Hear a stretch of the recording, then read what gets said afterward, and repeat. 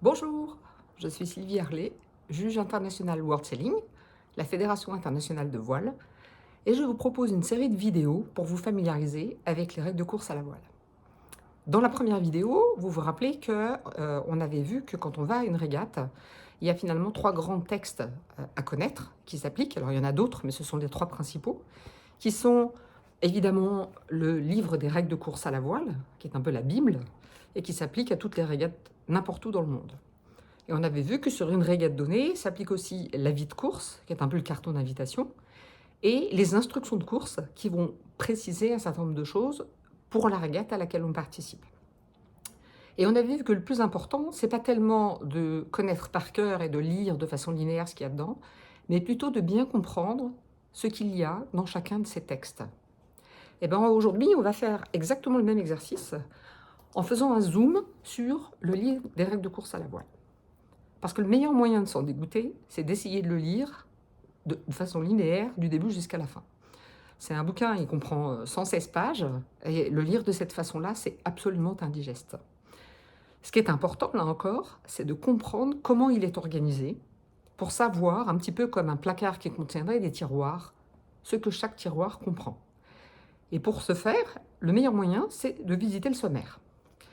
Alors, ce livre des RCV, il comprend 7 chapitres et 15 annexes.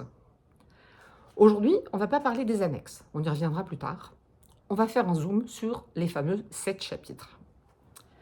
Le premier d'entre eux, il s'intitule « Règles fondamentales ». Et comme le dit son nom, il comprend des règles qui sont les grands principes à respecter sur le sport de la voile. On va y trouver par exemple l'obligation d'apporter de l'aide à quelqu'un qui est en danger. On va y trouver l'obligation de naviguer de façon loyale, de respecter les règles de course, l'interdiction de se doper, etc., etc. Le chapitre 2 s'intitule « Quand les bateaux se rencontrent ». Et il porte très bien son nom, puisque c'est celui qui propose toutes les règles de priorité que les bateaux ont à respecter quand ils sont à proximité les uns des autres. Alors c'est celui qui donne des migraines à tous les voileux du monde, c'est celui sur lequel porte l'immense majorité des questions qu'on se pose sur les règles de course, et c'est donc probablement celui sur lequel il y aura le plus de vidéos par la suite sur cette chaîne. Le troisième chapitre s'intitule « Direction d'une course ».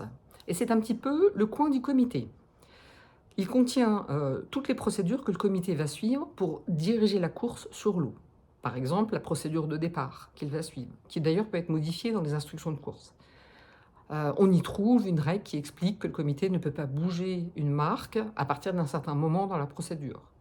On y trouve la façon dont le comité va s'y prendre pour raccourcir un parcours, annuler un parcours, modifier un parcours. Et évidemment, pour un coureur, c'est important de connaître ce chapitre, puisqu'il comprend par exemple la règle 28 qui explique comment faire le parcours. Faire le parcours, c'est prendre le départ, c'est laisser toutes les marques du côté requis et c'est finir. Et puis on y trouve aussi la règle 31 qui précise que quand on est en course, on n'a pas le droit de toucher une marque qui délimite un bord du parcours. Le chapitre 4, il s'intitule « Autres obligations en course ». Et en fait, il comprend tout un tas d'obligations et d'interdictions qui s'appliquent à un bateau qui est en course et qui ne sont pas des règles de priorité. Alors on va y trouver par exemple l'interdiction de recevoir de l'aide extérieure pendant qu'on est en course. Et on va aussi et surtout y trouver cette fameuse règle 42 propulsion. Comme vous le savez, on fait un sport dans lequel on est supposé utiliser le vent et les vagues pour naviguer. Et donc cette règle décrit précisément ce qu'on a le droit de faire ou de ne pas faire pour propulser son bateau. Le chapitre 5 s'intitule « Réclamation, réparation, instruction, mauvaise conduite et appel ».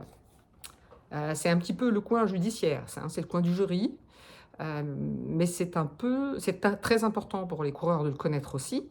Ça comprend toutes les procédures que le jury va suivre pour instruire les désaccords, les réclamations, éventuellement accorder réparation. Et donc pour un coureur, c'est très important de le connaître pour savoir comment faire pour porter réclamation, quels sont les droits, quels sont les devoirs d'un coureur qui se retrouve devant le jury. Le chapitre 6 et le chapitre 7 Quand on est coureur, on peut un peu les oublier, c'est des chapitres qui sont plutôt destinés aux organisateurs.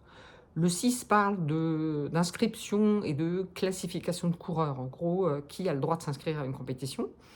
Et le 7, c'est le coin de l'organisateur. On va y trouver l'obligation pour l'organisateur de désigner un comité de course, de désigner un jury, de rédiger des instructions de course, etc., etc.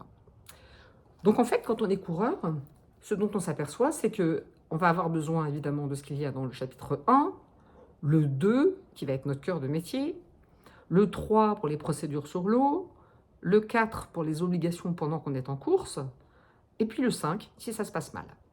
Bon, déjà, ça restreint un petit peu ce qu'il faut connaître. Et en fait, on va s'apercevoir que chaque fois qu'on se pose une question, ce qui est essentiel, c'est de savoir dans lequel de ces tiroirs on va aller fouiller. Donc la prochaine fois, on va suivre la même logique et faire un zoom cette fois sur ce fameux chapitre 2 et regarder comment il est construit. Et un peu plus tard, on reviendra sur la structure générale des RCV parce que comprendre comment il est organisé permet de comprendre des choses un petit peu subtiles. Par exemple, vous savez tous qu'il y a une règle 44 qui explique qu'on peut, quand on enfreint une règle entre deux bateaux, on peut faire 1 ou 2 tours de pénalité pour s'exonérer. Et en fait, cette règle 44, elle ne s'applique que pour les règles du chapitre 2 ou la règle 31, toucher de marque. Et donc, on ne peut pas s'exonérer pour des infractions qui se trouvent ailleurs, les instructions de course par exemple, ou le chapitre 4. Ça, c'est une subtilité que souvent on oublie. Donc la prochaine fois, zoom sur le chapitre 2. Et en attendant, bonne nave à tous. Et si vous avez des questions, c'est sous la vidéo. À bientôt!